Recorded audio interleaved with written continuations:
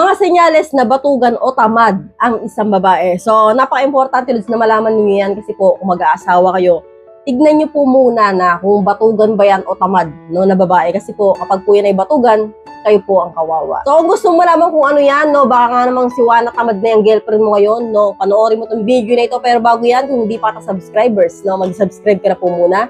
So, maraming salamat. God bless po. Proceed na po tayo agad sa signs number 1 na siwa na tamad ang girlfriend mo ngayon. Mahaba ang mga kuko. No, kapag pulots ang girlfriend mo ngayon o nililigawan mo, pagkahaba-haba ng kuko ang gaganda. So, size po yan na siwa na tamad yan. So, wag na wag niyo po ninyong itutuloy kapag po ang babae, nakikita niyo napaka-arte pagdating sa kuko niya na ayaw mabakli. No, gusto napakahaba, yung nagagasasan, ayaw napuputol.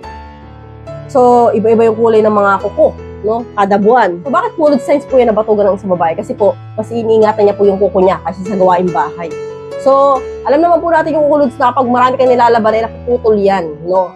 Kasi po lumalambot po yan, nababakli po yan. Kapag po maraming gawain ang ginawa niya, posibleng masira yon na napakatagal niyang iningatan ng ilang taon.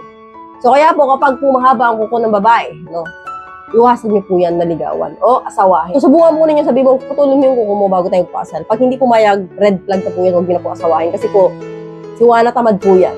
So, proceed na tayo hanggang sa number 2. Mahilig sa mga online games. No? Ito po, Lods, no? Kapag po ang babaeng nililigawan ninyo ngayon, puro ganun dot-dot ng cellphone, mahilig sa mga online games, ML, o kung ano-ano pa yan ng mga online games na yan, kahit hindi online, no? Basta mahilig sa mga games, no?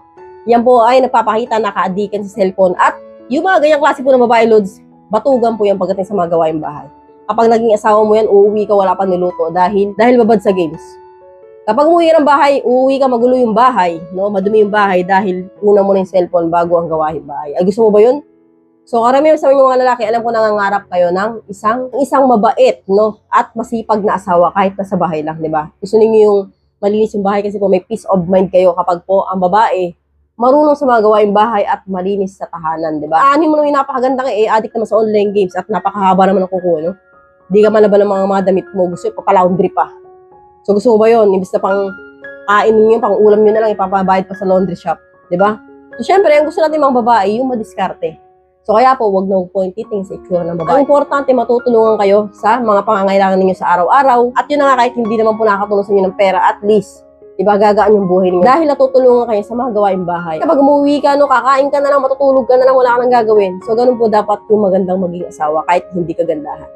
So, proceed na tayo agad sa number 3. Nagpupuyat sa gabi, no? Signs po yan na batugan ng babae, no? Kasi pulods po ang babae, nagpupuyat sa gabi, tanghali na yung gigising. So, kapag tanghali na gumising, ibig sabihin, wala nang magagawa masyadong gawaing bahay. Kasi kalahating araw na lang ang oras, diba? Pag gising kakain pa yan, diba? Tapos may halo pang games. So, kapag po ang babae Lods nagpupuyat, wag na wag niyo pong asawahin yan. No, lalo na kung pinagpupuyatan puro nang naman nanonood ng mga kung ano-ano na video, nag-upload lang, puno lang naman sayo sa mga Facebook, yun, hindi naman kumikita. So, kapag po Lods ang babae, nakikita niyo po itong tatlong signs na ito sa isang babae, wag na wag niyo na pong biligawan kasi po, siwa na tamad yan. So, sasakit ang ulo mo dyan, ma-stress ka, at hindi po yun masarap kasama sa buhay. So, hanggang dito na lang po tayo mga Lods. I hope you learned something new in this video. More videos to come. So stay connected and see you again to my next video. God bless. Bye-bye!